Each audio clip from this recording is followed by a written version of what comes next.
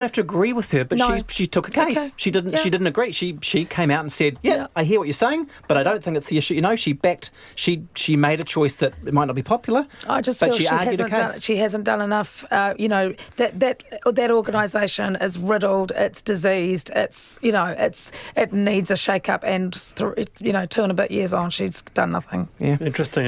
Audrey Young does back Tracy Mount as Does well, she? actually. Yeah. But one brief one for me, less mentioned perhaps, but Paul Goldsmith, who slipped seamlessly into his ministerial role. He's done well. Very sharp, very witty. Opposition finance role. Opposition finance role, rather. Yeah. But one wondered why it hadn't happened earlier for him, because he was content to be on the sidelines. But anyway, that's very interesting. Tim Watkin from The Pundit, thank you very much for your time. It's 5 away from 5. Well, by the way, a very interesting text here. As a firearms instructor in the New Zealand Defence Force, I know the damage a semi-automatic assault rifle can do. If the gun owners get those types of rifles out of private hands and do make a firearms register, so that is a firearms instructor from the New Zealand Defence Force saying that. Now, finally, a satirical Netflix holiday special depicting Jesus as a closeted homosexual has faced backlash in Brazil, with more than 2 million people signing a petition to have it removed from the streaming service. The 46-minute film entitled The First Temptation of Christ was produced by Brazilian YouTube comedy group Porta dos Fundos and portrays Jesus returning home after 40 days in the desert and bringing his supposed boyfriend with him to meet the Holy Family. In an email statement, Netflix said it values artistic freedom and humour through satire on the most diverse cultural themes of our society.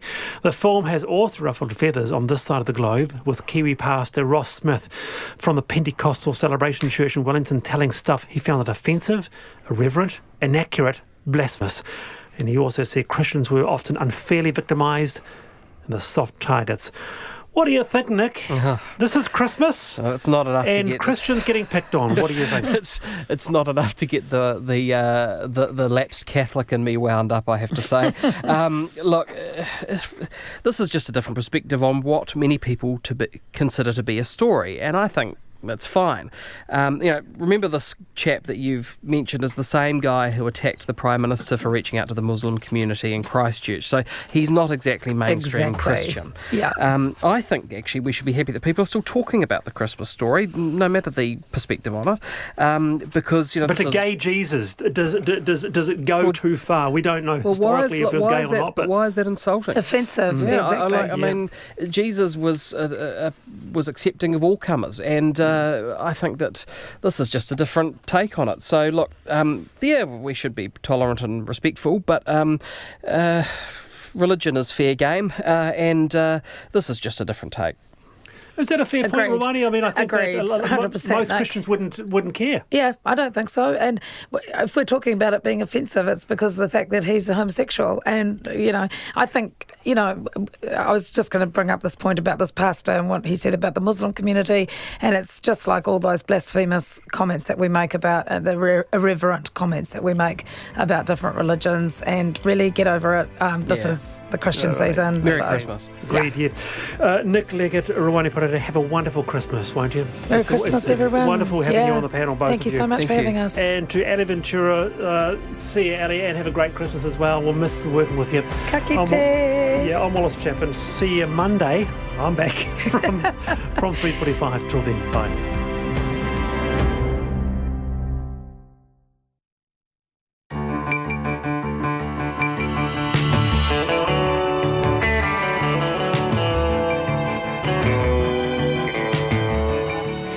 Kei te whakarongo mai koe ki te reo irirangi o Aotearoa. This is Checkpoint on RNZ National. I'm Lisa Owen. E haere nei, a fifth person has died after switching epilepsy drugs. What advice are patients being given now? The Australian Prime Minister rushes home from a Hawaiian holiday as large chunks of Greater Sydney burn. And tomorrow's expected to be even worse. Hundreds pay tribute to White Island tour guide Hayden Marshall Inman, saying he'll forever be a guardian of whakaari as the search continues for his body. Who's pilfering kaimoana from a protected marine reserve off Banks Peninsula?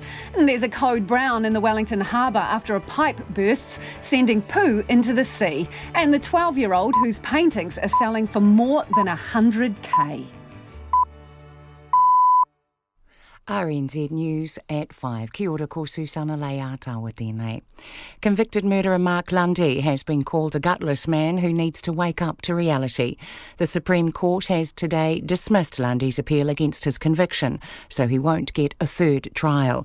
He was sentenced to life in prison for the murder of his wife Christine and daughter Amber in their Palmerston North home in August 2000. Lundy's lawyer Jonathan Eaton QC says it is not the end of the road and his client still maintains his innocence. Christine Lundy's brother, Glenn Wiggery, discovered the bodies nearly 2 decades ago. He says the court decision feels like an early Christmas present. He's never owned up to anything. He's too gutless to wake up, get over himself, stop wasting the taxpayers' bloody money. Christine Lundy's brother, Glenn Wiggery. One of the pilots who landed on Whakaari White Island shortly after the deadly eruption last week says tour guides there saved lives. A memorial service for guide Hayden Marshall Inman was held in Whakatane today. Helicopter pilot Tom Story landed on the volcano shortly after the eruption, which has so far claimed 16 lives. Mr. Story told the service he and other pilots are convinced Mr. Marshall Inman and fellow White Island tour guide Tipene Mangi saved lives. We believe the first group we found were all alive because of the actions from Hayden and Tiffany. They offered first aid, water, gas masks and inhalers to the group, which we found on the ground around the victims, and have no doubt that this aided them in surviving. Tom Story, pilot. Mr. Marshall Inman is one of the 2 people still missing. Mr. Mangi's tangihanga was held earlier this week. A 5th death has been reported to the Centre for Adverse Reactions Monitoring on suspicion it is related to Pharmac's brand switching of epilepsy drugs. Now MedSafe is advising patients who are stable on their lamotrigine not to switch brands. Guy Spinner reports. RNZ understands the latest report is about an Auckland man in his early 30s who died on Monday night. He was one of about 11,000 people who switched brands when Pharmac pulled funding for the Arrow and Lamictal brands, leaving only the generic Logum. After the first 3 deaths were reported, Pharmac softened its policy, allowing people to apply for funding to stay on their original medication. Now MedSafe says patients who are stable on their brand of lamotrigine should stay on it. Pharmac says Logum works and is safe, and people on the medicine should not stop taking it. Ko Guy Espina tēnei.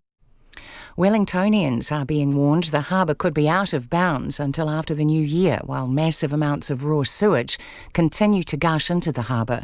Up to 100 litres of wastewater a second has been discharged since early this morning after a pipe in the central city collapsed while it was being repaired.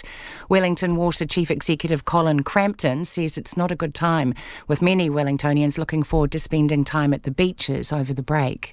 We're really conscious also that it's the time of year when people want to really access the harbour. It's where they want to swim and recreate in Wellington, find sunny days, and we're really sorry that for a while we will just have to stay out of the water until we can fix it. Colin Crampton says Wellington Water is working hard as it can to fix the problem, but in the meantime it's asking inner city residents to save water. The Privacy Commissioner is to conduct an inquiry into TradeMe's recent update to its privacy policy. The update came into effect earlier this month and outlined that TradeMe may use some personal information of members in its marketing. Commissioner John Edwards says there are ambiguities and he wants to be satisfied it's been done according to the law. He says in the modern digital age it's possible for organisations to collect information on one set of understandings and then change those rules. Mr Edwards says it's the first time he's notified an inquiry of this type. A monkey found in a shipping container in Whangarei is believed to have died before its departure from South America. Biosecurity New Zealand says the monkey's body was found squeezed between sawn timber planks in a fumigated ship container that had come from Guyana. The monkey's body was in poor and the species has not been identified. A biosecurity spokesman, Stu Rawnsley, says it was a rare find. Certainly finding monkeys in shipping containers is quite unusual. My impression is that they're a little bit too smart to be caught in that kind of situation. And its condition also indicated that it had been dead for quite a while. So we believe it was dead when it was in the container at its origin. Stu Rawnsley of Biosecurity NZ. There's a steady flow of traffic heading out of the main centres this afternoon as people set off on holidays. In Auckland, traffic heading north and south out of Auckland is normal. Wellington traffic is congested in the central city because of road closures from the sewage spill into the harbour. Holiday traffic is expected to build in the next week towards Christmas. The Transport Agency is asking people to plan ahead, avoid busy areas and peak hours when they travel. It's coming up to 5:05. The former Black Caps captain and now Kolkata Knights rider coach Brendan McCullum says Australian cricketer Pat Cummins was the best player on offer in the latest Indian Premier League auction. Cummins has become the most expensive overseas buy in IPL history, with McCullum's franchise paying $3.3 million for the fast bowler. I think he's grown into his body. He's become very robust in terms of injuries, and I think he's now the vice captain of the Australian cricket team, and that's a mark of his development as a player in the last couple of years. And I've already spoken to him just now. He's delighted to be back with Kolkata. He's fizzing to know that he's going to be joining the team that we've put together. Brendan McCullum. New Zealand's James Neesham was picked up by Kings 11 Punjab for $106,000, while Colin de Grandhomme, Tim Southey, Martin Guptill, Colin Munro and Matt Henry all went unsold. New Zealand have been beaten by England in the quarterfinals of the World Squash Men's Teams Championships. The Kiwi trio have gone down 2-1 to the second seeds in Washington DC and will face Spain tomorrow in a 5th to 8th place playoff match. The New Zealand golfers Ryan Fox and Michael Henry are right in contention during round 2 of the Australian PGA Championship. Fox was outright third, just one shot off the lead after 10 holes on the Gold Coast, while Henry was just one shot back and ties for 4th. The Raglan surfer Ricardo Christie has been pipped for a place in the last 8 at the prestigious Pipeline Masters in Hawaii. The last gasp loss to Australia's Jack Freestone means Christie failed to hold on to his place in the World Surfing League. That's the news. Toxic politics? Partisan rage at this particular president create a toxic new precedent that will echo well into the future. Hideous weather. These northwesterlies, when are they going to end? Well, the northwesterlies will become southwesterlies. Dreadful reviews. The critics have stuck the boot in, totally without mercy. Memory all alone in the moonlight. Remember to tune in. Morning Report, weekdays from 6, on air and online. Now the short forecast from Met Service to midnight tomorrow. Northland to Waitomo, including Coromandel and Bay of Plenty. A period of rain, briefly heavy until tonight. Cloudy periods and isolated showers tomorrow. Gisborne and Hawke's Bay, showers, possibly thundery tomorrow morning, clearing later in the day. Waitomo to Whanganui, fine, but showers developing this evening, clearing tomorrow morning. For Taupo, Taumaranui and Taihape, rain soon clearing Taupo, showers returning everywhere tonight, becoming isolated tomorrow morning. For Manawatu to Wellington and Wairarapa, showers spreading from the south, possibly thundery, easing overnight, clearing in the morning. Bulla, Nelson and Marlborough, showers possibly thundery tonight, fine apart from isolated showers tomorrow. Westland and Canterbury, showers possibly thundery, easing overnight and becoming mainly fine. Otago and Southland, showers, clearing tomorrow morning, patchy rain tomorrow evening. Fiordland, fine, rain developing in the south later in the day, and Chatham Islands, occasional rain, clearing overnight. RNZ National, it's coming up to 5:09. Thanks, Susanna, and thank you for tuning in. This is Checkpoint and I'm Lisa Owen. There's more pressure on Pharmac tonight with another death possibly linked to the drug funding agency's decision to switch brands of epilepsy drugs. It is the 5th fatality reported to the Centre for Adverse Reactions Monitoring since the change to the generic Logan brand of lamotrigine. It's prompted the government agency responsible for regulating medicines to issue updated advice to patients using the drug. I asked investigative reporter Guyon Espiner what he knows about the latest death. Well, we know it was a 31-year-old Auckland man who had switched to Logan about 2 weeks ago and who died on Monday night. Now, the family has actually been in contact with me, and they referred this to CALM, that's the Centre for Adverse Monitoring Reactions. They advised CALM of this yesterday. CALM then alerts MedSafe and Pharmac. So the family naturally are devastated. We're not naming this man at the moment.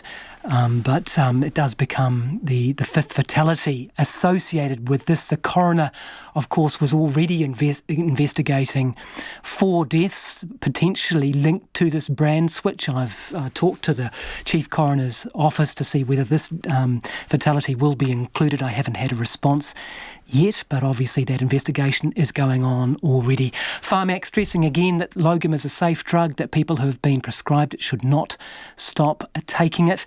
That is their advice today. So has the advice changed in any form over this period of time as we have identified more deaths? Has that advice shifted at all?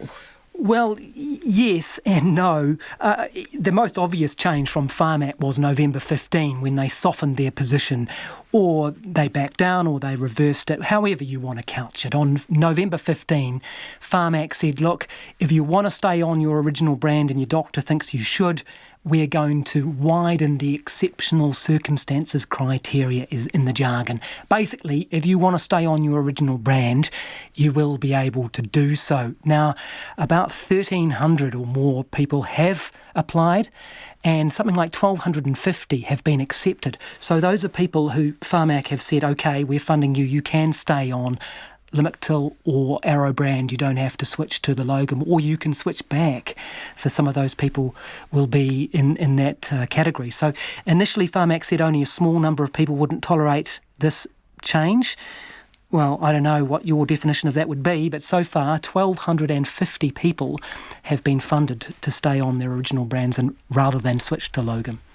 This is an incredibly delicate situation, and as you mentioned, the coroner is investigating and will ultimately determine what caused these deaths. So we have 5 deaths notified at the moment.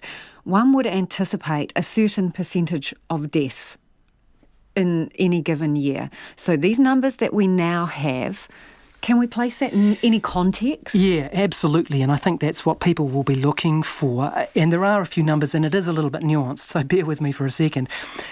There are about 40 people who die of SUDEP, unfortunately, every year. So that's sudden unexplained death in epilepsy.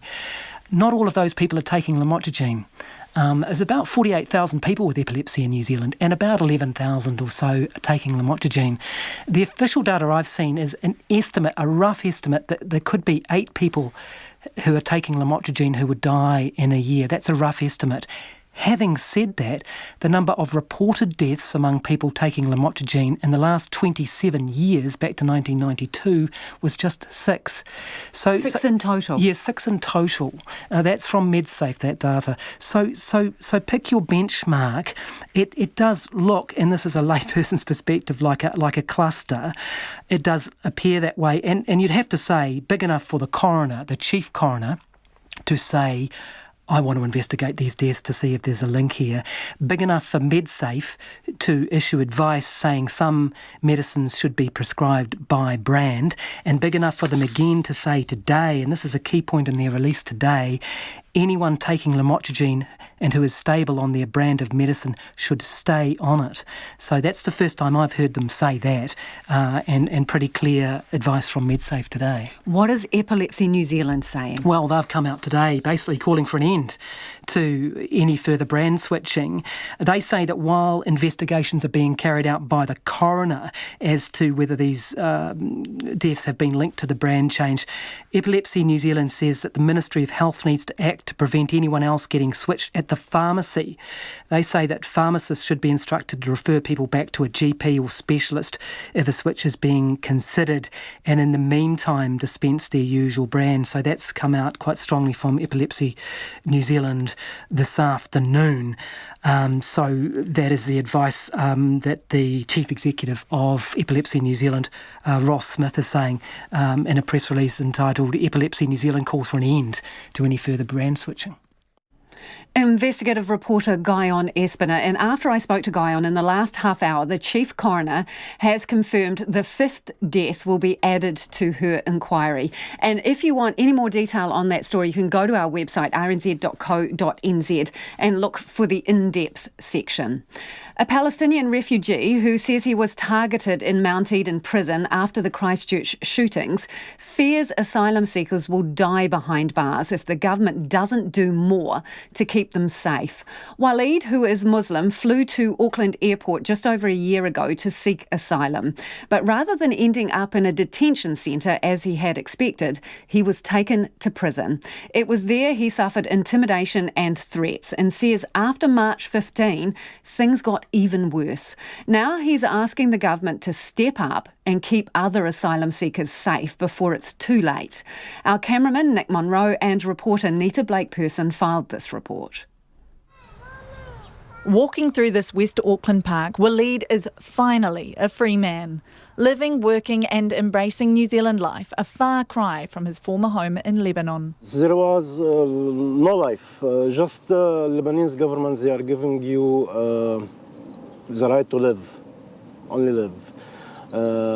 So they don't give you the right to work, no right for medication, no right for education, no right for anything.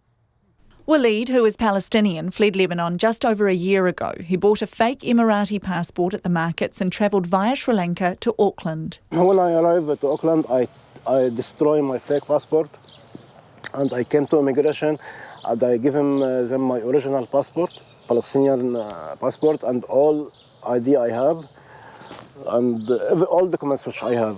And I told them that I am looking for seeking asylum in New Zealand. Before the interview, the lady, she told me, you have two options. Either I'll give you visa to go out or I'll put you in prison. But I didn't know that she means prison means prison. I think that it will be like a detention center, which is all people are refugees. If I knew that it will be prison for a criminal, I will never go. I'll go back, the same flight. Now, Waleed thought he was going to end up here in central Auckland, but in fact, after the airport, he was taken here, across these train tracks, to Mount Eden prison. He hadn't been charged with a crime, nor had he had the opportunity to meet with a lawyer. For the first few days he was here, he didn't even have access to his heart medication and collapsed behind bars. Now, Waleed ended up spending 6 months here in Mount Eden. And just to give that some context, a lot of convicted burglars don't end up spending that long in prison if they're sent to jail at all. But it was after March 15th that Waleed says things became considerably scarier behind bars. In prison itself, I had difficult time with some people, especially after what happened in Christchurch. People, they knew that I am Muslim in prison, so they tried to attack me. It was a very big attack. It was around 4 or 5 from white power. So, as I told you, some Muslim prisoner came to protect me, and it was a very big fight there, very big fight. Blood was everywhere. Corrections has confirmed there was a fight in Mount Eden prison, but says the man who Waleed says was defending him was the instigator. It says 2 of the 3 people involved were treated in hospital, but there was no evidence to suggest it was gang or racially motivated, as none of them had a declared affiliation with white power. Now, Waleed's situation is not a one-off. Immigration New Zealand says asylum seekers are only being detained in corrections facilities when there are no other suitable alternatives. But these figures, released to Checkpoint under the Official Information Act, show that since 2014, a total of 80 people seeking asylum have been locked up at prisons around the country. Since the start of this year to October, there have been 16 more people put behind bars. A handful of those people have spent more than 400 days in prison, while the average an asylum seeker is spending in a New Zealand jail is 166 days. Dawood Mansouri Raad is Waleed's lawyer and says asylum seekers should never be behind bars. There was no reason, I believe, that he should be kept in a penal institution. He could be detention maybe in a Mangere Refugee Resettlement Centre. He had never committed a crime in his whole life. He didn't look like that type of person. He had his computer with him, and there was lots of electronic information in his device which could establish who he is. But Mr Mansouri Raad, who has represented dozens of asylum seekers in jail over the years, says it's not an isolated case. And because they are in a new country and they don't want to rock the boat, so to speak, so they often don't report. But like when you go see them, you see there's a scratch on their face, you see bruised eyes and black-eyed, and you ask them what happened, say, oh, nothing, just had to fight here. And there have also been one case, it was my client, an Iranian national who was seeking asylum based on his sexual orientation. He was put in Mount Eden prison. He was assaulted there because of his sexual orientation. And it was nearly after 2 months that we managed to convince the district court judge that this man needs to be released because he's been assaulted, sexually assaulted, while in prison. Immigration wasn't going to get him released, that this man is being assaulted in prison. The Asylum Seekers Trust General Manager Tim Maurice says New Zealand is often critical of Australia's refugee policy, but things here aren't much better. It's very easy to say that Australia isn't doing such a good job of looking after the refugees, and we do agree. Those people do not deserve to be detained for over 5 years on an island with no rights. But then we also need to look at how we treat our asylum seekers in New Zealand. There's an asylum seeker in prison at the moment who's been there 2 years and 8 months, having committed no crime, having nothing wrong other than asking for a safe place to live. He doesn't believe relaxing rules around imprisonment would open the floodgates. With only 510 people claiming last year, maybe 600 this year, because of the stops to stop people getting onto planes in the first place, because of the difficulty of getting a boat here, in terms of mass arrivals, we've never had one, and it's unlikely anyone's ever got close. We're not going to see a large increase, so I don't believe it is a legitimate fear, because we are stopping most people coming here from claiming asylum. And as Kiwis, we're very welcoming. I'm sure many people feel like myself. They want to welcome people, they want to give them a better life. We're very lucky to have this life we have and to be able to share it with those most in need.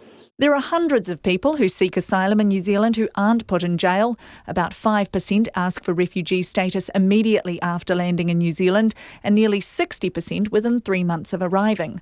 Immigration New Zealand says each individual's circumstances are considered when deciding if prison is appropriate, including safety and security considerations. Dawood Mansouri Rad says while checks and balances for new arrivals are necessary, prison is not. And all that these people ask, not to be released to the community, just to get them to a safer place, that they would not be assaulted, they would not be treated with indignity and with violence. That's all. And Waleed agrees. He wants the government to stop detaining asylum seekers in jail and says if they absolutely have to, they need to be separated from other prisoners to be kept safe. But having come out the other side of a rough start to his New Zealand life, Waleed's focused on the future and staying positive. Half of this time I spend in prison and half of time I spend out. New Zealand, very nice country. It's worth to come here and to spend, because I feel here I'm like a human being again. Yeah, because I have rights, the same rights like everyone here, and I can do whatever I want. I already found a job recently, and I'm working, I'm happy. I'm living just my life, yeah. It is 23 minutes after 5 and you're with Checkpoint on RNZ National. I'm interested in your views on that. Is prison an appropriate place for asylum seekers to wait to hear their case determined? Is it necessary, or is there somewhere else they could be staying? Let us know your thoughts. You can text us on 2101, tweet us at Checkpoint RNZ, or email checkpoint@rnz.co.nz. It could be the new year before people are able to safely swim in parts of Wellington Harbour after a burst pipe sent large amounts of wastewater and raw sewage into the sea. Millions of litres of the stuff could pour into the harbour before a temporary patch-up job can be put in place. Hamish Cardwell reports. A wastewater pipe collapsed in the CBD this morning, and up to 100 litres of waste a second is now draining into the harbour. Wellington Water Chief Wastewater Advisor Steve Hutchison says it's not yet known how the break happened or how long it will take to fix.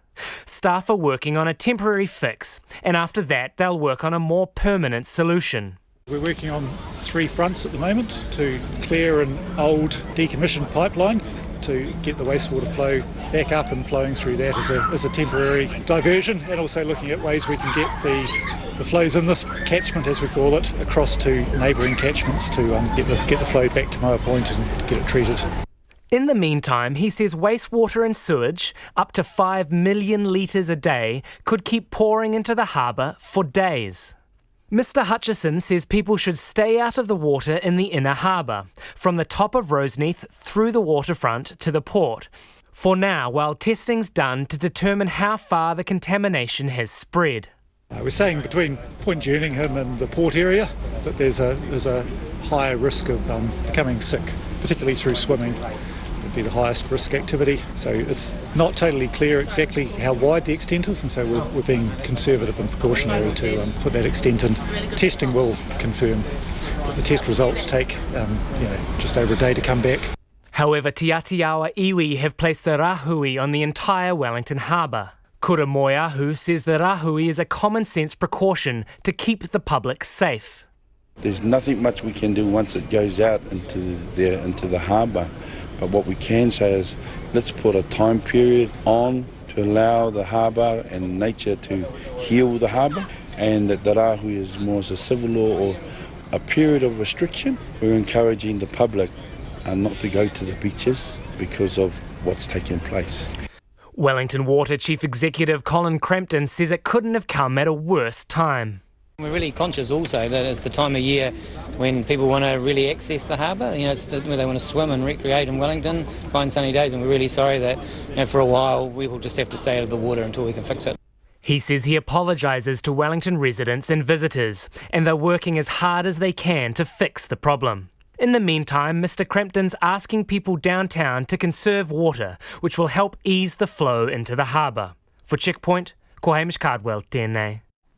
The missing Whakaari tour guide, Hayden Marshall Inman, died a hero, giving his life to save others, according to the helicopter pilots who were first on the island to rescue survivors. The bodies of Mr Marshall Inman and Australian tourist Winona Langford have yet to be recovered after the eruption, which killed 16 others. But today, Hayden's friends and whānau gathered to celebrate his life and the effect he had not only on the local community, but strangers from all over the world. Nita Blake-Person reports. Hayden Marshall Inman logged every visit he made to Whakaari White Island. The Whakatane local's last recorded trip was number 1,110. The tour on December 9th would have been his 1,111th, but he never returned. Having escorted groups there for years, his brother Mark Inman says Hayden is now forever part of Whakaari. Hayden had the utmost respect for Whakaari, and as we all know, he visited her for 1,111 times, both as a tour guide and a skipper. His knowledge and his passion were shared with 20,000 visitors each year for the past 10 years, and now he will remain there as the guardian of Whakaari. Tears turned to laughter among the hundreds of people who paid tribute today. They recalled his kindness, sense of adventure, generosity and humour. Mark Inman says he was known as the Funcle or Fun Uncle and would give anyone the shirt off his back. Most of you heard through the media about Hayden's full story, but later will talk to us more. If Dad only knew he was donating $5 each week, he could have charged him more in rent. Helicopter pilot Tom Story was one of the first to arrive on Whakaari after last week's eruption. He found Mr Marshall Inman unresponsive about 50 metres away from the group of survivors that he and other helicopter pilots rescued in the aftermath.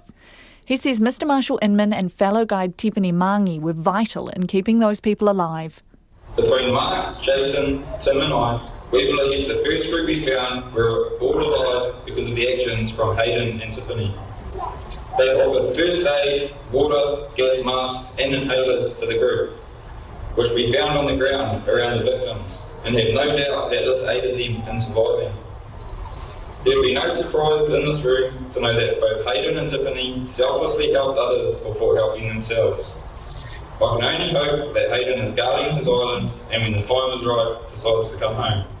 Police have again been scouring the coastline as the search continues for the bodies of Mr Marshall Inman and 17-year-old Australian tourist Winona Langford. Superintendent Annie McGregor says dive teams are no longer looking for them, but are hopeful they will eventually be found. It was interesting. I spoke to our dive team this morning, and they are pretty seasoned veterans, and they said that their final belief is that Tongariro may not be ready to release the bodies back to the family. But when it is, that's when we'll get them back. and sort of they have that philosophical belief in terms of when they don't find something.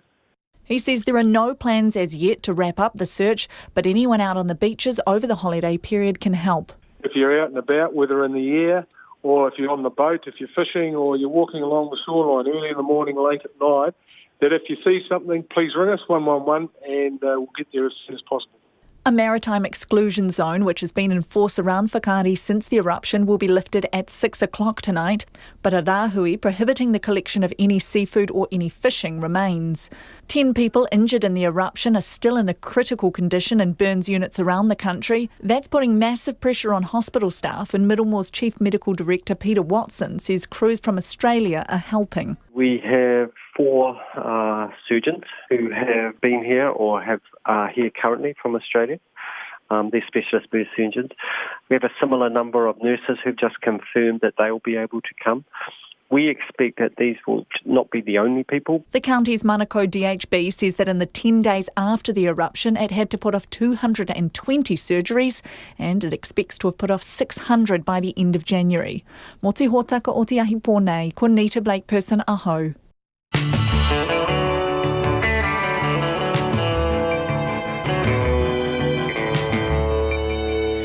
Coming up on Checkpoint on RNZ National, convicted double murderer Mark Lundy is denied a third trial, but his legal team says it ain't over yet. The Australian Prime Minister hightails it back from Hawaii to Australia as Sydney burns. And who is pilfering kaimoana from a protected marine reserve off Banks Peninsula? And the kindness of strangers, volunteers in Samoa feed families struck by measles and the medical professionals looking after them. Get in touch, particularly if you're on the road to a summer break at the moment. We'd love to know what conditions are like out there. You can text us 2101, but only if you're a passenger in the car, or you can tweet us at Checkpoint RNZ, Facebook us at Checkpoint, or email checkpoint@rnz.co.nz. Any clogged roads? What's it like? How fast are you getting where you need to be? And Susanna is standing by in our enchanted forest with the headlines. Convicted murderer Mark Lundy has been called a gutless man who needs to wake up to reality. The Supreme Court has today dismissed a request for a third trial. The brother of Lundy's murdered wife says he needs to wake up and stop wasting court time and resources. One of the pilots who landed on Whakaari shortly after the deadly eruption last week says tour guides on the island saved lives. A memorial service for guide Hayden Marshall Inman was held in Whakatane today. Another person has died in relation to Pharmac's brand switch of epilepsy drugs, taking the number of fatalities to 5. An Auckland man in his early 30s died on Monday night after changing medication a few weeks ago. MedSafe today issued a new safety alert and is advising people not to switch brands if their current medicine is working.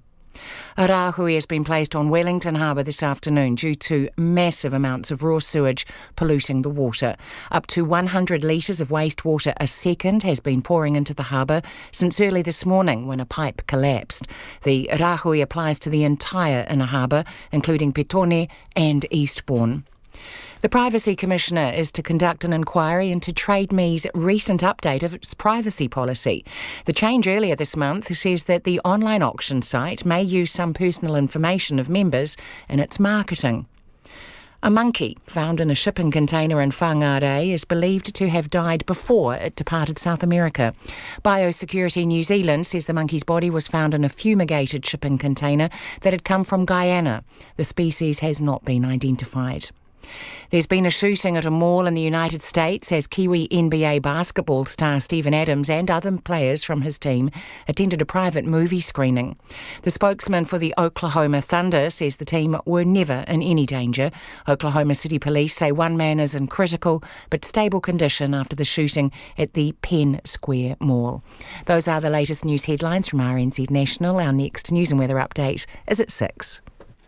Thanks, Susanna. If you're just tuning in, this is Checkpoint and I'm Lisa Owen. Time now to go to business news with Madison Reedy. Hi, Maddie. Hello. A global firm is selling out of one of New Zealand's biggest stockbrokers. Yes, the German firm, in fact, actually one of the biggest banks in Germany, Deutsche Bank, it's selling out of the institutional investment firm in New Zealand called Craig's Investment Partners, which is in fact one of the most prominent traders of stock on the New Zealand Stock Exchange. So Deutsche has held a 49.9% stake in Craig's Investment Partners since 2010, but it's been reducing its investments around the world, and that's amid scandals that it's facing over things like money laundering, which actually made Frankfurt authorities raid their headquarters in Germany, and also corruption allegations.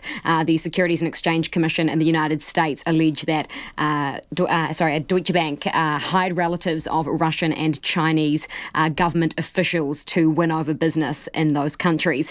So Craig's will now be fully independently owned, with about 200 of its top staff, mostly partners and managing directors and the like, buying Deutsche's stake back off the bank. Now, the founder of Craig's Investment Partners, who's now its chairman, Neil Craig, he told staff about this this morning and said that they thought it was great news. They were elated. He says himself that it is fantastic. He says he's very excited that Craig's Investment Partners can now pave their own path without a global strategic partner, and that they can have a bit more flexibility to be a bit more innovative in what they do. So it has been 9 years since Craig's was completely independent. Now, before Deutsche Bank, it was actually half owned by another international firm called ABN AMRO, and at that time Craig's was called ABN AMRO Craig's. Then AMRO was taken over by the Royal Bank of Scotland. That Royal Bank of Scotland then decided to sell out of Craig's. So Craig's has definitely been through this before. Now, when I spoke to Neil Craig, the founder, today, he said that they were actually on the hunt for another global strategic alliance partner, as they call it, to replace Deutsche Bank. So we shouldn't expect them to stay independent for too long. Consumers apparently are feeling better off. Who says? This is ANZ's Consumer Confidence Survey. It says that consumers are feeling more confident.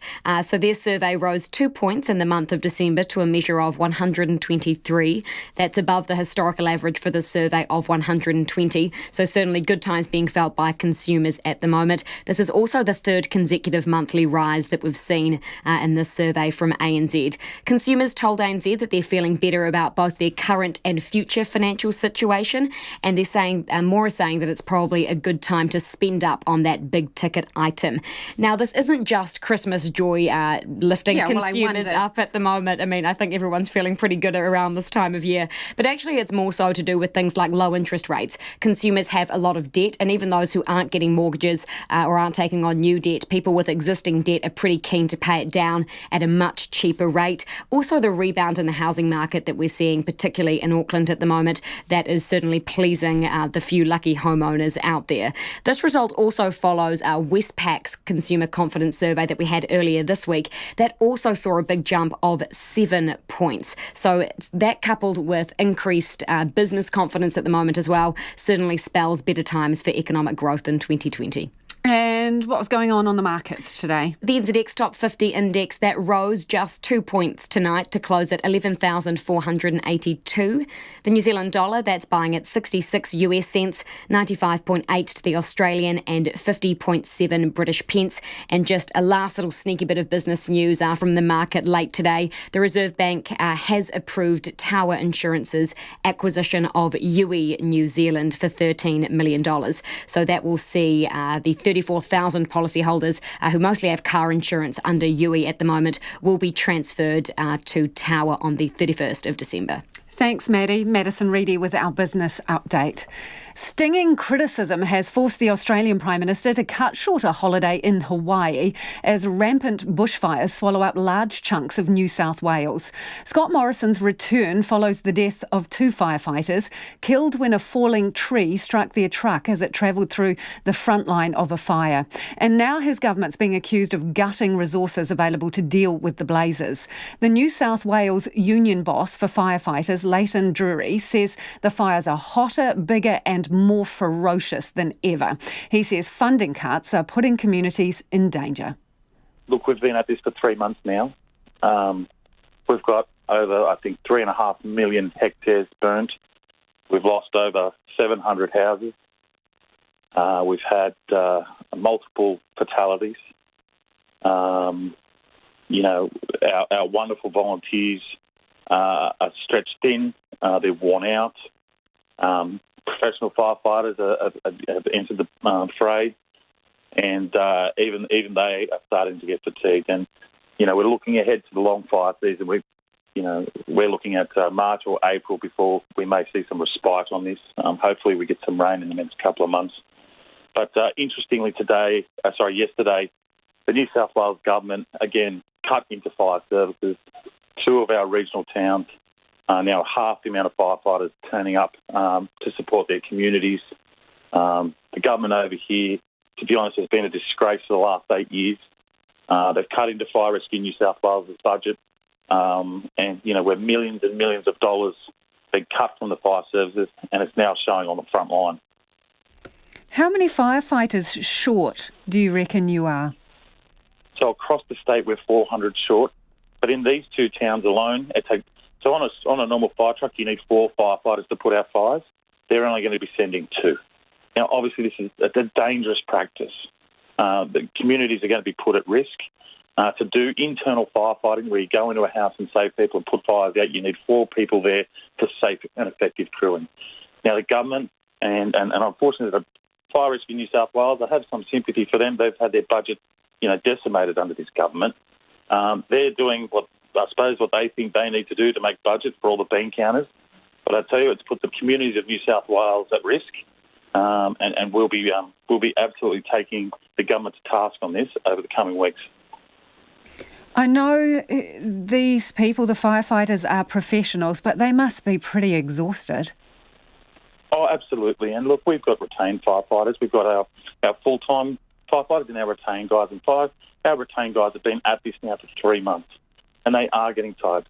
They've been called away from their communities that they're there to protect for weeks on end. Look, it is coming down to Christmas, and families want them home, their employers want them home. It's getting to that position where what we've been saying now for months with this government is that we need more firefighters, we need more resources, and it's they've had their heads stuck in the ground. Tell us, what are conditions like today in Sydney? Look, conditions are a bit milder today. Yesterday was horrific. Tomorrow has been counted as even worse than yesterday. It's still hazy. There's a light wind. We're probably at around sort of 26 degrees.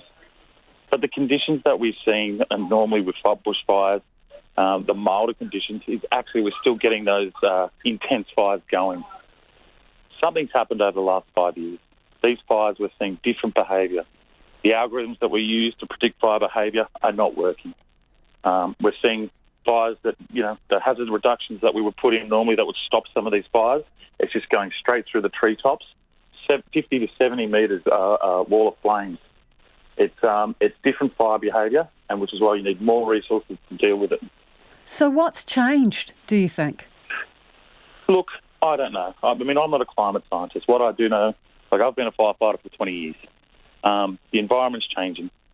Fires are changing. They're getting hotter. They're becoming more intense. They're doing things that we don't normally see on fire grounds in the conditions that we would normally expect to see. But again, like I said, I'm no climate scientist, but we are getting hotter, faster, more intense fires. And, if we don't address that in a couple of different ways, I mean, again, with more firefighters and whatever else anyone else says around the climate stuff, but we're going to see more properties lost and probably, unfortunately, more fatalities. Are these fires becoming unfightable? We've got a fire at the moment that's 400,000 hectares. And I can't even fathom what that looks like. I believe it's a 90-kilometre fire front. Now, that is an unmanageable fire for anybody. It's burning off to the sort of the northwest of Sydney at the moment. It'll impact places in the Blue Mountains. For any of your listeners over there that know Sydney, it'll impact into the Blue Mountains. It'll impact into the Central Coast and possibly into Newcastle, which is just north of Sydney. That is a massive fire front. And to be honest, No one will ever have the resources to deal with that, but we could certainly do. We certainly could do with more resources and obviously protect more life and property if we had them. Do you need Kiwis helping you out over there? Look, we'll take anything at the moment. Our cousins across the ditch. We've taken your commissioner in the last couple of years. So, yeah, if he reaches out, I'm sure we'd happily take a few people over. But, look, going into the future, this is the crisis that we're dealing with now. But we've got crises coming year after year. The fire season's getting longer. So we need to address that throughout the year. Again, you need more professional resources. We can't keep seeing cuts under a Conservative government. It's dangerous for the community and it's dangerous for my members. And that's Leighton Drury, who is from the New South Wales Union representing firefighters. Convicted murderer Mark Lundy is being described as a gutless man who needs to stop wasting court time and resources. Today, the Supreme Court dismissed Lundy's latest appeal against his conviction, so he won't get a third trial. He was sentenced to life behind bars in 2002 for the murder of his wife Christine and daughter Amber in their Palmerston North home in August 2000. However, his legal team says it's not the end of the road and Lundy still maintains his innocence. Here's Jonathan Mitchell.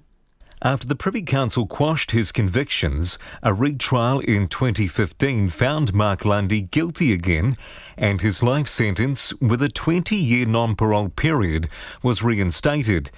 In a final bid to clear his name, Lundy argued in the Supreme Court that the entire retrial had been distorted by inadmissible evidence.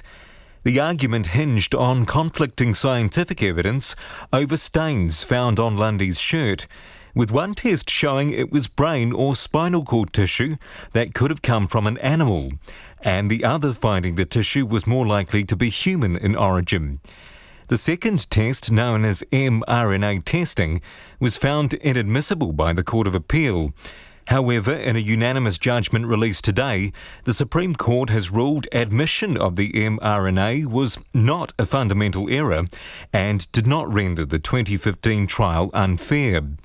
Christine Lundy's brother, Glenn Weggery, discovered the bodies nearly 2 decades ago. He says today's decision feels like an early Christmas present. It's some closure, yeah. They can finally have some semblance of resting in peace. He says Lundy needs to just stop. It's the end of the road now. He's never owned up to anything. He's too gutless to wake up, get over himself, stop wasting the taxpayers' bloody money. Lundy's estranged brother, Craig Maxwell, also has a simple wish: let it go and stay behind bars. Everybody's suffering. Every time this comes up, it drags into the mud. It drags everybody in with it, not just those who were involved, but even those who were his friends, those who are our friends. He says every time the case pops up in the public domain, it's added stress on his family.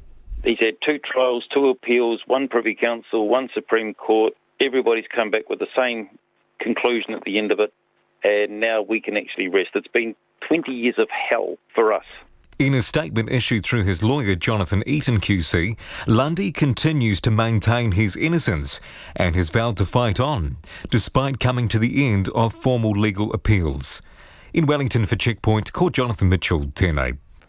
It's about 12 minutes away from 6. I'm Lisa Owen and you're with Checkpoint on RNZ National. We're keen for your feedback on anything you've heard on the show this evening. You can text us on 2101, tweet us at Checkpoint RNZ or email checkpoint@rnz.co.nz.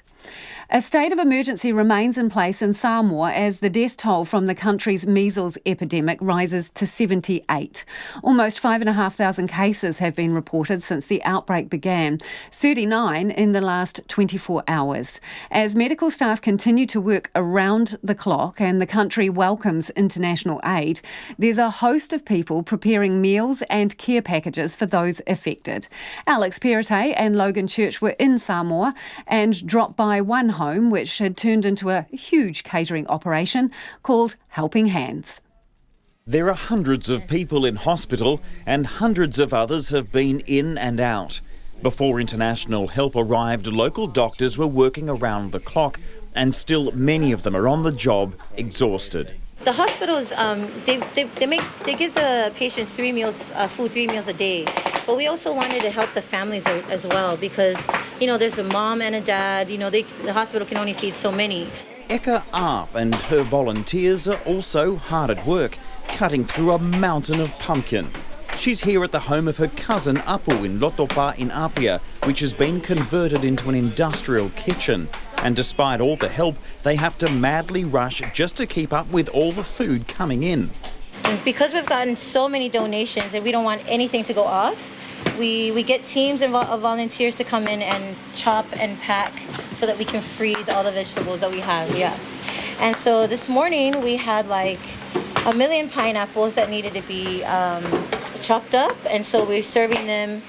We serve slices of pineapple to all the nursing stations. We package them up and we take them to all the nursing stations, and then the rest of them we make into a juice that we can give to other families. Eka started with some family members wanting to cook soup for doctors. Now there's 12 core workers and a whole host of part-time volunteers. People are literally walking off the street to help. Then even businesses are jumping on board. Rima von Riesch is the manager of Navigator Enterprises. They have 7 staff, but 3 of them are here today to help. We decided that we were going to volunteer and come and do an afternoon of chopping up and whatever needed to be done. So we've closed our office. We put a big sign up saying we've gone to volunteer. Eka's been doing a lot of work. We've been seeing coverage on TV. And we discussed it and we said, let's go and see what we can do to help out. Eka says she didn't want any attention, but she had to resort to social media to coordinate those wanting to help. But that only took the operation to the next level. It seems like every time we are just about to run out of something, somebody will knock on the door, like we just have this much onions left. We'll be like, oh, we need to buy more bags of onions, and onions will arrive. And like every day it's sort of been like that. And then, when we go to the hospitals, we notice that there's a lot of families that both parents are there, even their grandparents, because they've had 3 or 4, 2 or more children that are affected. And so we're like, man, if these guys are here, who's feeding the rest of their families? Who's, how are they able to just function as for your everyday lives, there's always essentials that you need. So we wanted to help with that.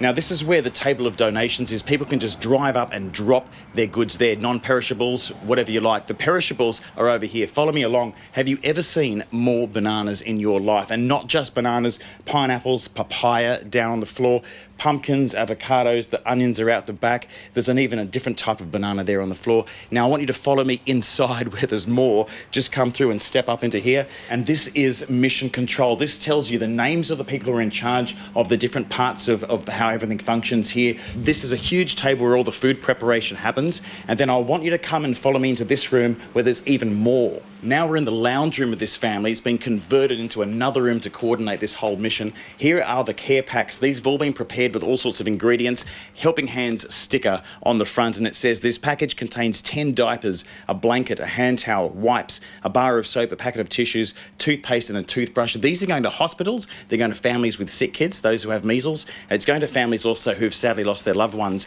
But it's amazing how many people have got together and converted this whole house into a mission control to help all sorts of people throughout Samoa. We have a team that are sewing nonstop. They sew during the day, then some of them finish work, they come and sew at night, constantly sewing just to keep up with the demand of the packs that we give out to hundreds of children. But it hasn't been all plain sailing. When health authorities saw the scale of the operation, they moved in and shut it down.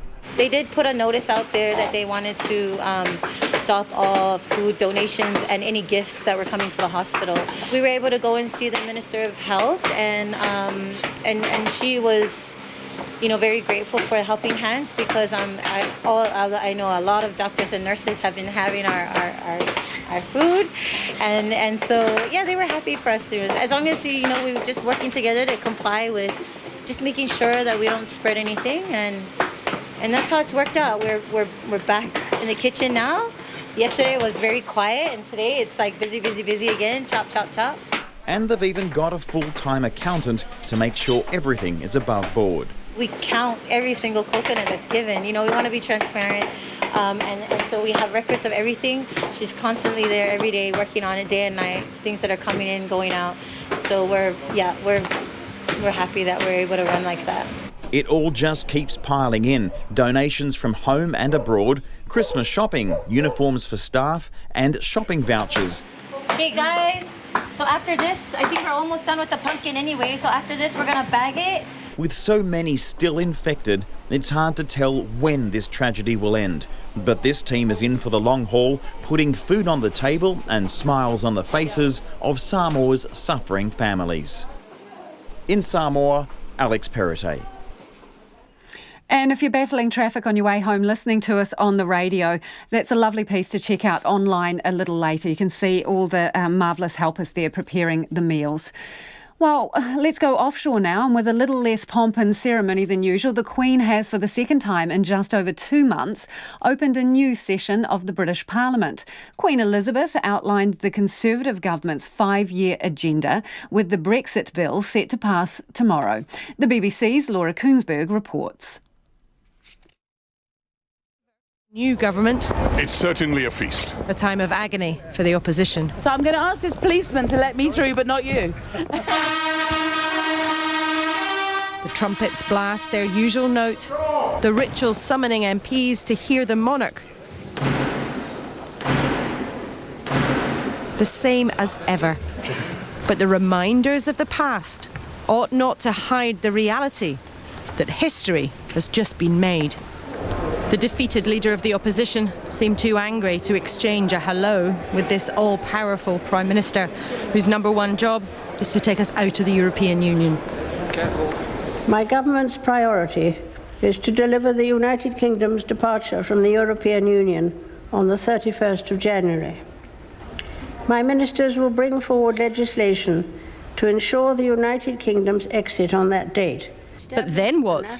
The wrangle of difficult trade talks, of course.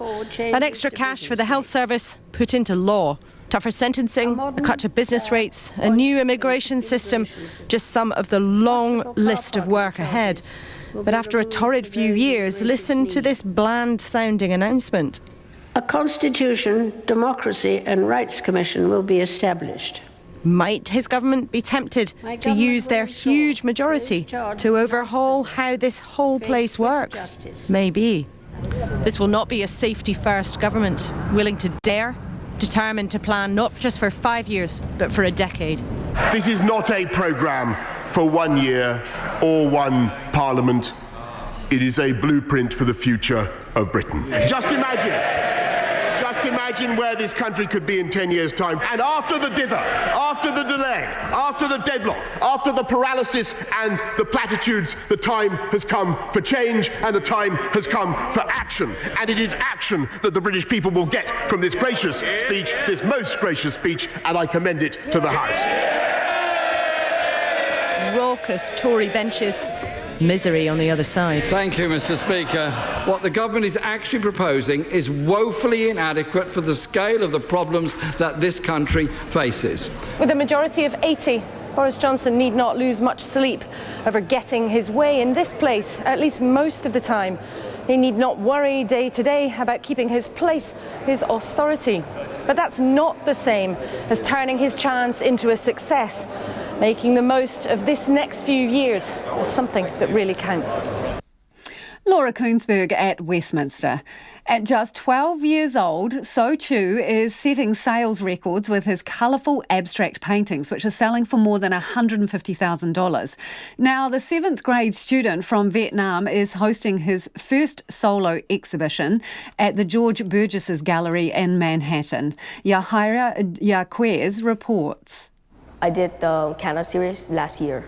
Vietnamese artist So Chu sold his first piece of art when he was only 6 years old. My mom has an art gallery, so I used to paint there, and then one customer came and bought my painting and I was really happy. Yeah. Now, at age 12, Chu is setting records with his Jackson Pollock-like paintings, selling for over $150,000. And starting Thursday, the George Burgess Gallery in New York City will host Chu's first solo exhibition in the U.S. We never think one day So Chu can have exhibition, a big show like this in George galleries in New York. And to mark this special milestone, the 7th grader painted this 15-foot-long 4-panel piece. This piece I made specially for this occasion because my mom told me I was going to have an exhibition in New York. So I was like, oh, let's make a big painting for this. Yeah, and that took I guess 3 months. Chu first picked up a paintbrush at the age of 4 after begging his mother to let him paint along with his older brothers. Now the tween juggles his 2-day-a-week painting schedule with school and a passion for reading and table tennis. But when it comes to painting, Chu's favorite part is the creativity. So I can choose what I would draw or what detail could I put in or what color or stuff like that. His exhibition, titled Big World, Little Eyes, runs until January 2nd. And after the news, the government's gun buyback, well, the countdown is on. RNZ News at 6. Ngā mihi nui, ko Susana Leata with DNA. The Police Minister Stuart Nash is warning firearm owners who have not yet handed in their now banned guns they are down to the final hours to hand them in. So far, more than 56,000 firearms have been handed in through the gun buyback scheme that ends at midnight. People can hand their guns into local police stations that are still open. Mr Nash says there are always a number of collection events still taking place around the country. If anyone is listening to this and they were in two minds about whether to hand them back or not, you've still got time to go down to a local collection event. There are 22 happening today. They're due to close at 8, but police have assured me that as long as there are people in the queue, they will not close down the event. Stuart Nash says those who don't comply could face up to 5 years imprisonment. Auckland's Middlemore Hospital has been flooded with offers to help as it continues to treat people injured in the Whakaari White Island eruption. Many operating theatre hours involving large surgical and anaesthetic teams have been required to treat the 9 injured being cared for in the burns unit. The county's Manukau District Health Board has had to postpone non-urgent surgeries as priority is given to those patients. Chief Medical Officer Peter Watson says staff are tired and in need of a break, but relief is in sight. I've just been talking to one of our junior doctor coordinators, and they were telling me about all of the junior doctors who have offered to be able to come in over the next couple of weeks and help to relieve some of the junior doctors here who've been working long hours. Chief Medical Officer Peter Watson. Te Atiawa iwi in Wellington have placed a rāhui on Wellington Harbour this afternoon due to massive amounts of sewage polluting the water. Up to 100 litres of wastewater a second has been pouring into the harbour since early this morning when a pipe collapsed while it was being repaired. Te Atiawa leader Kura Moeahu was asked by Wellington Water to impose a ceremonial ban on people using the harbour. Let's put a time period on to allow the harbour and nature to heal the harbour, and that the rāhui is more as a civil law or a period of restriction. We're encouraging the public not to go to the beaches because of what's taking place. Kura Moeahu says the rāhui is a common sense precaution to keep the public safe and applies to the entire inner harbour, including Petone and Eastbourne. Convicted murderer Mark Lundy is being described as a gutless man who needs to wake up to reality. Today, the Supreme Court dismissed Lundy's appeal against his conviction, so he won't get a third trial. He was sentenced to life behind bars in 2002 for the murder of his wife Christine and daughter Amber in their Palmerston North home in August 2000.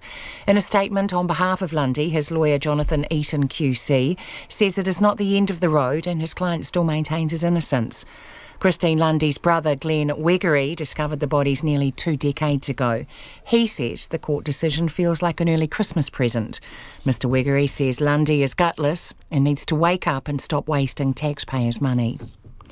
The Privacy Commissioner is to conduct an inquiry into TradeMe's recent update to its privacy policy. The update that came into effect earlier this month and outlined that the online auction website may use some personal information of members in its marketing. It covers members who had elected to opt out from their personal information being used for marketing or advertising purposes. Commissioner John Edwards says he wants to make sure the change has been handled responsibly and transparently. Potentially an organisation can collect a whole lot of information on one basis and set of understandings and then unilaterally and arbitrarily change those rules. I want to just ensure that where that happens, we have a good look at it and satisfy ourselves that it's done according to the law.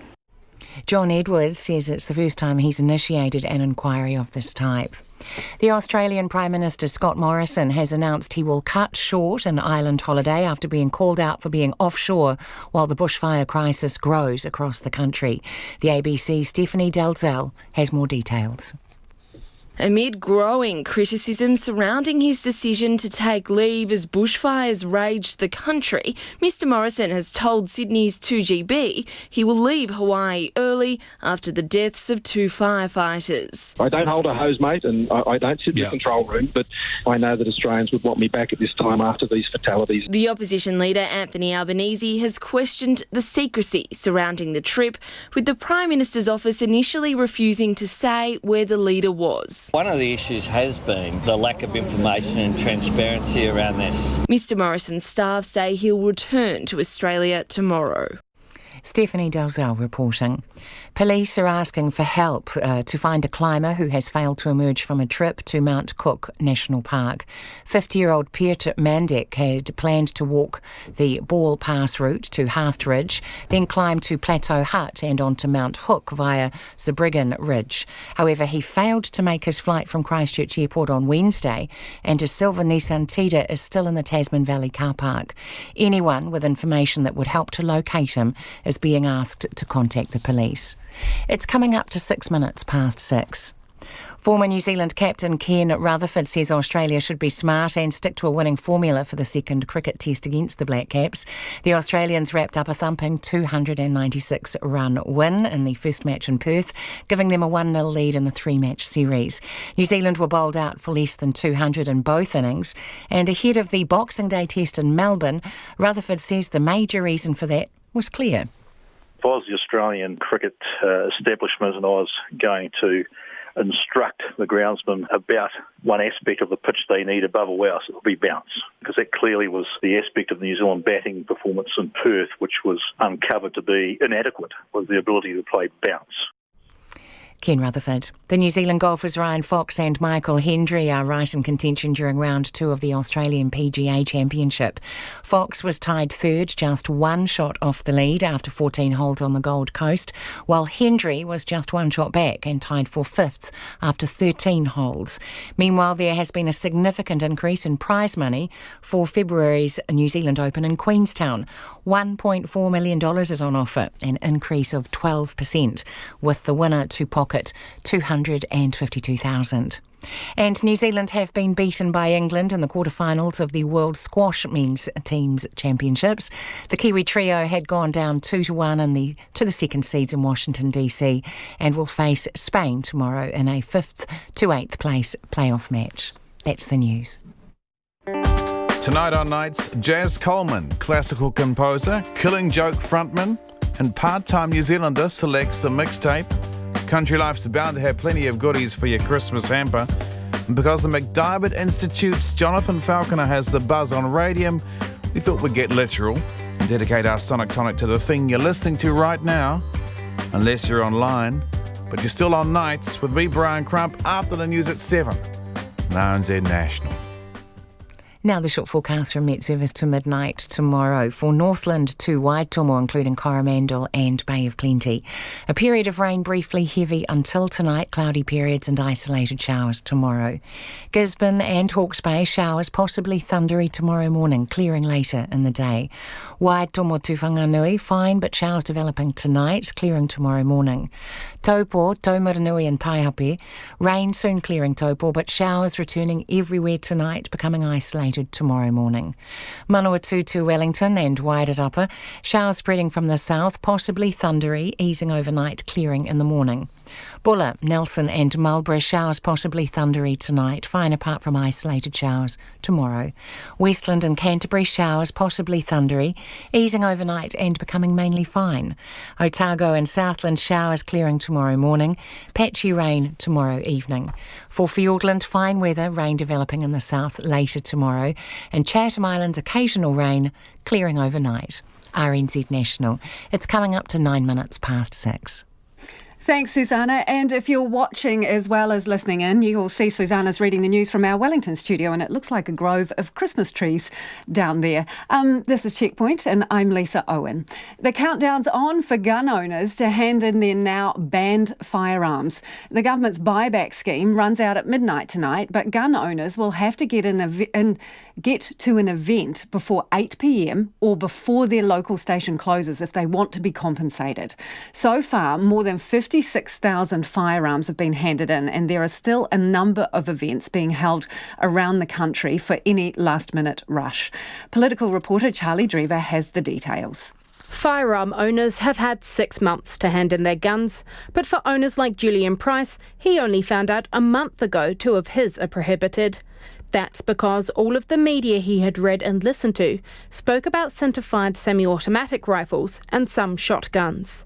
I've never owned a semi-automatic anything in my life, so it doesn't affect me then. And then talking to people, discover that, hang on, that bolt-action 22, one of which was made in 1919 and the other one 1950s, those are probably illegal.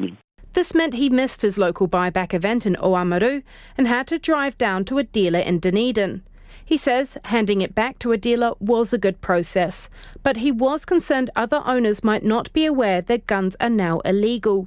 The Council of Licensed Firearm Owners, Nicole McKee, says figures they've obtained show there's about 100,000 now banned firearms that have not been collected. From tomorrow, there will be a number of good people who will be made criminals by this government's arrogance, and this is the new normal.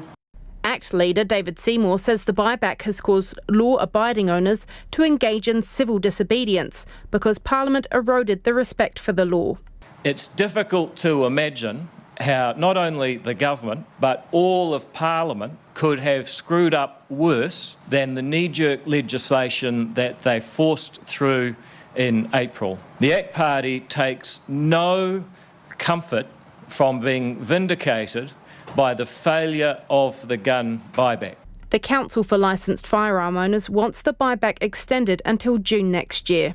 National's Mark Mitchell says the 6-month window would have been enough if the government had better consulted with owners. Good law-abiding Kiwis with firearms licences wanted to talk with the government and they wouldn't listen. They wouldn't engage. So I think they need to go right back and start talking and listening and engaging. And I think that when you look at the numbers that have come in, then actually they should review and have a look at whether or not they put an extension in place. But Gregory Byrne, who manages a North Canterbury Environmental Trust that uses firearms for pest control, isn't having a bar of the naysayers. A decision has been made to prohibit these types of firearms. I think the government have made a good fist of it by offering to buy them back and have given plenty of time to do it. And I hear these people and going on about, it's not fair, or it's lots of things in life aren't fair. Get over it, hand them back, that's it, end of story. And the Police Minister, Stuart Nash, has also ruled out any future buybacks. He rejects any talk of the buyback being a failure. I simply don't buy into that. KPMG at the outset gave us an estimate of around between 56,000 guns and upwards. So we're within the estimate that KPMG gave us. But remember, we've always been very clear that we simply had no idea how many guns are out there. It's the reason why we need to register, but I think this has been a huge success. Buyback events will be going until 8 o'clock tonight, and Stuart Nash says they won't close if there are people still waiting to hand in their guns. Otherwise, those who don't comply could face up to 5 years in prison. From Parliament, for Checkpoint, Ko Charlie Drever, DNA. 2 volunteer firefighters have died and another 3 have been injured after their fire truck hit a tree and rolled late last night as they battled a blaze near Buxton, southwest of Sydney. The New South Wales Rural Fire Service says it's an absolutely devastating event in what has already been an incredibly difficult fire season. At least 20 properties have also been destroyed by the massive blaze known as the Green Wattle Creek Fire. Hundreds of people have spent the night in evacuation centres. The ABC's Julia Holman reports. At the bowling club in Picton, evacuees like Jennifer Horn from the nearby town of Tarmore had very few options about where to spend the night. I'm going to be spending it here at the bowling club. How do you feel about bunking down on the floor? Not on the floor, I'll never get up again, and on a chair. Packed a change of clothes, and that's about it. Alan Wern has also been told it's not safe to go home. He too is bunkering down at the bowling club. Certainly are, yes, yeah. Yeah, I've got nowhere else to go. He and his wife Heather Wern, who have lived in the area for decades, say the conditions are unlike anything they've been through. This one's definitely different to what we've had before. Yeah, much bigger scale. And I think the climate has really had a lot to do with it because it is just so tinder dry out here. I have never seen trees die like they have in the last 12 to 18 months. You know, mature trees just dying because of lack of water, and I think that's one of the major issues. And it's not only here, I think it's everywhere at present. Until this drought breaks, I think we're going to see more and more of what we're seeing now. And the fire threat is far from over. We've been dealing with this fire since the 26th of November. Inspector Dave Stimpson is a community safety officer with the Rural Fire Service in the Southern Highlands. He's worked with the RFS here for 23 years. He says even in this fire-prone area, the scale of the threat is something he's never seen before. As the drought has continued on and really bitten in, the aspect of the drought, of course, is the soil moisture content, and that's practically non-existent at the moment. And there's no one alive today that has ever seen the conditions that we're experiencing at the moment, and that has the drought and the soil moisture content. There's a correlation between it and fire behaviour. And some of our firefighters are saying that, you know, they've never seen fire behaviour like it is at the moment. And that's primary the reason why we're having great difficulty in bringing these fires under control. And you've really in a race against time, I guess, to try to contain this fire because the conditions on Saturday are expected to be even worse than what we've seen. That's correct, and we're certainly not looking forward to it, but at the same time trying to prepare our community for the potential outcomes that could result of the weather on Saturday. But certainly Saturday is going to be the day that we're really not looking forward to. Inspector David Stimpson ending that report by Julia Holman. And Federal MP for Macquarie, Susan Templeman, says her community of the Blue Mountains and Hawkesbury is surrounded by 3 fires, and tomorrow is expected to bring weather conditions that will only fan the flames. We are facing in the Blue Mountains a fire the size and ferocity of which I don't think we've seen previously. I've lived in the mountains 30 years. I certainly haven't seen anything like this. And I talk to the older rural firefighters who are all volunteers, and I say to them, so, you know, you've been out there, what do you reckon? And they say, oh, geez, I haven't seen ever anything like this before. So it is a fierce fire. It's on a massive fire front, and in fact my community is surrounded by 3 different fires that could all be heading towards and are heading towards it. That sounds pretty scary. Look, it is, and what we've got tomorrow is a day where they are predicting temperatures of up to 47 degrees. Now, you know, we're used to saying that if it's in the mid-30s, it's a bit of a hot one, but we're regularly now seeing days in the 40s. 47 is exceptional, and what that does to the fire, today, for instance, it's only in the 20s, and the fire sort of goes to sleep a bit, but we know that as the heat and the wind picks up, because we're not just getting hot days, we're getting really windy days, that the fire wakes up and takes off.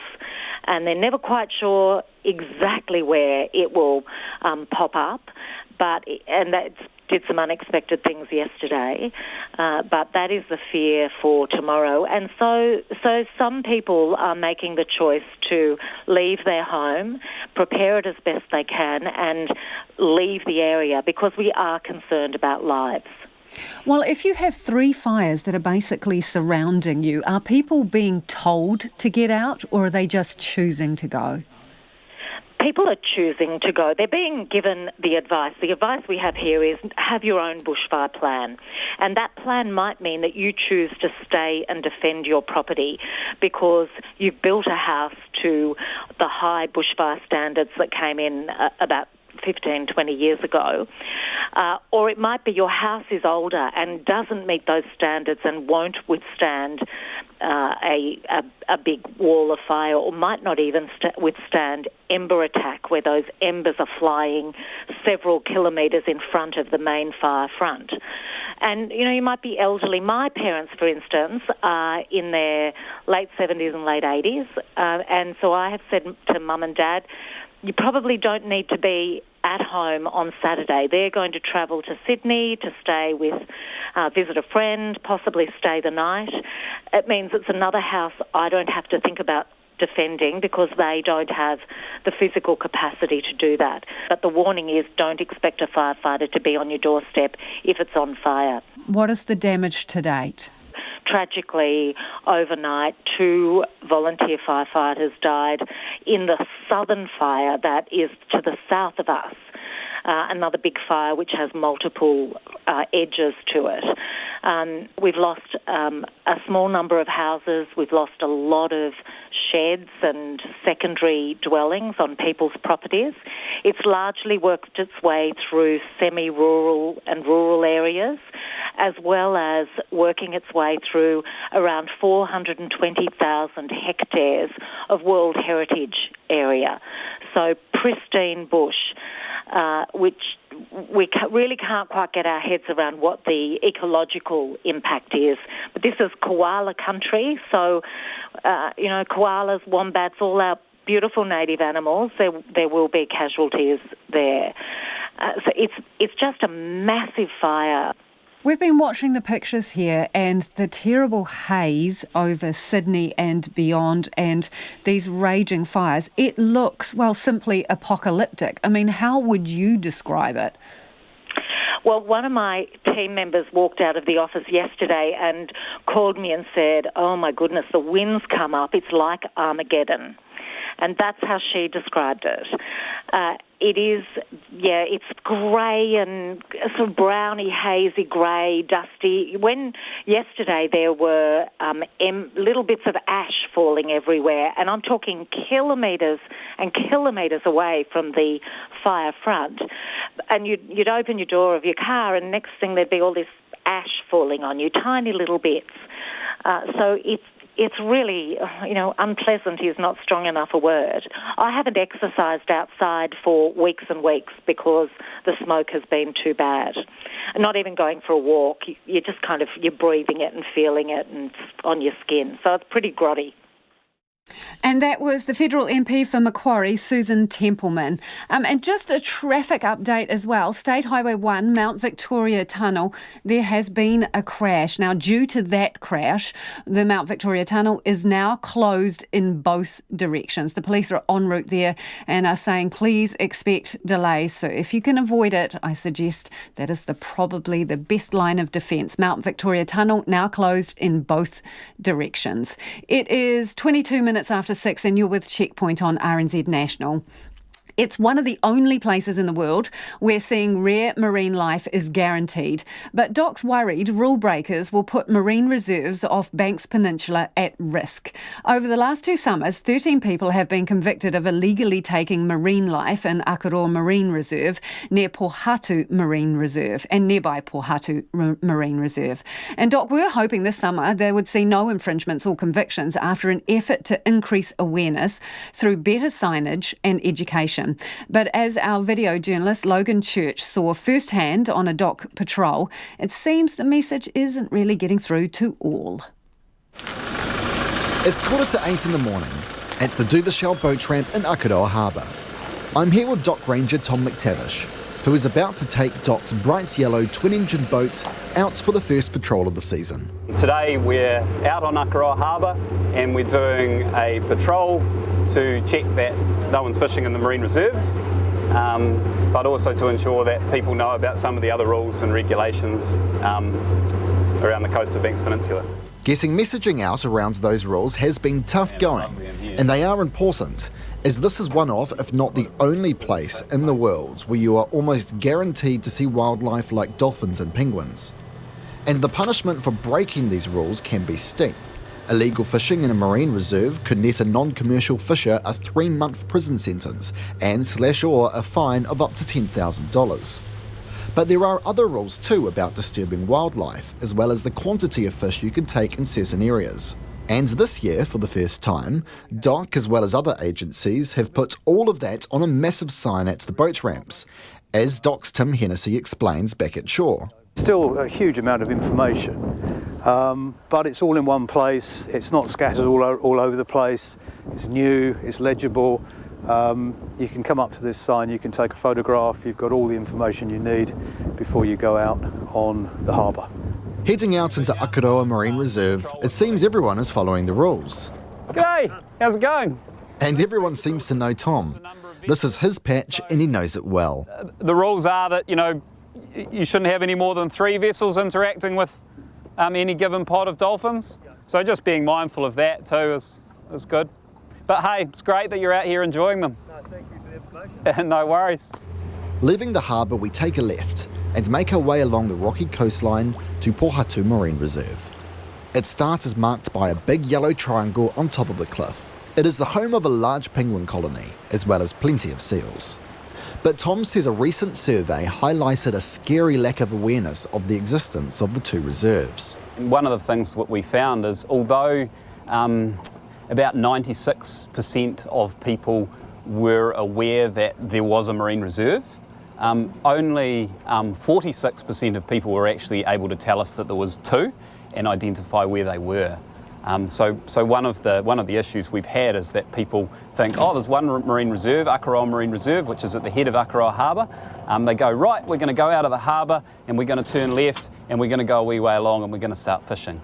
And sometimes they end up finding that they're in Pohatu Marine Reserve, which is obviously a problem for us and a problem for them as well.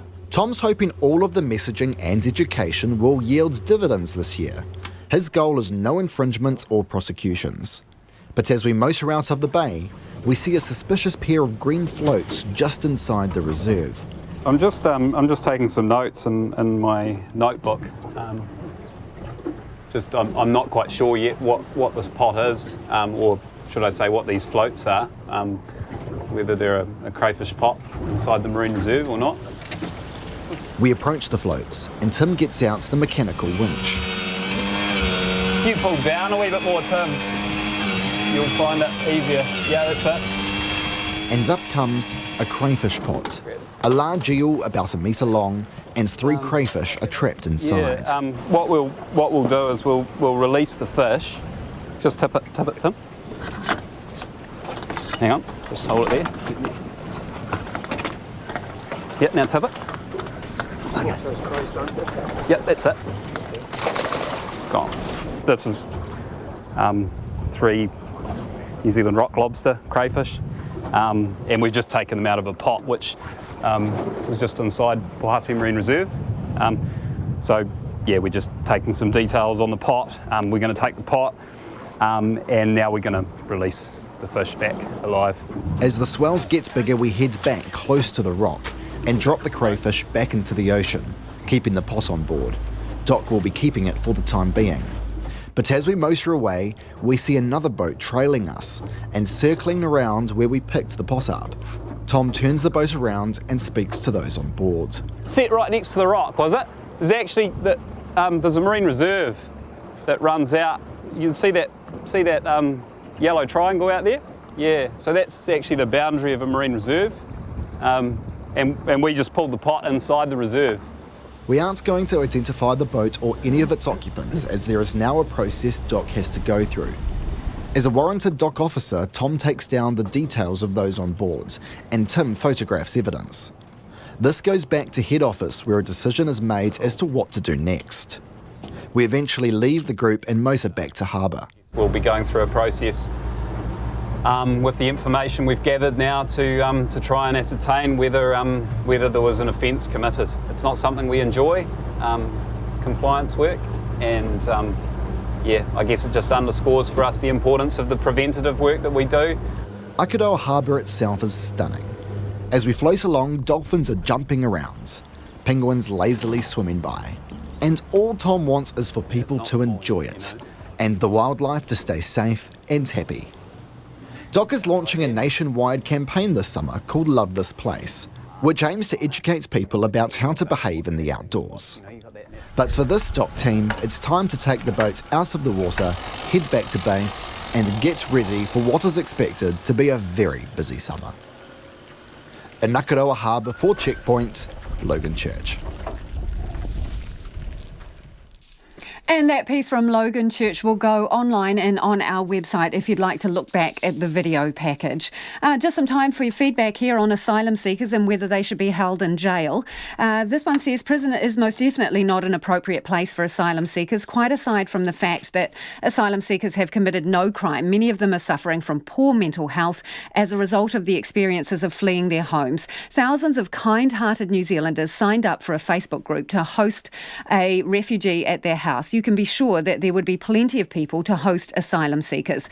A simple network of these could be developed and vetted for any instances where people need housing. That from Valerie, and most of you agree with Valerie, saying, no, it's horrendous that we keep asylum seekers in jail. How to create more trauma. Surely we are better than that. Or Australia.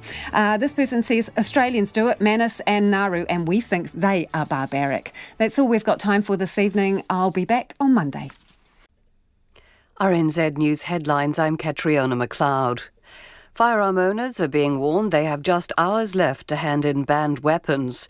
Auckland's Middlemore Hospital has been flooded with offers of help as it treats people injured in the Whakaari White Island eruption. A huge sewage spill could put Wellington Harbour out of bounds until after the new year. Australian Prime Minister Scott Morrison apologises for taking a holiday during the bushfire crisis. State Highway 6 near Murchison has been closed by a serious crash.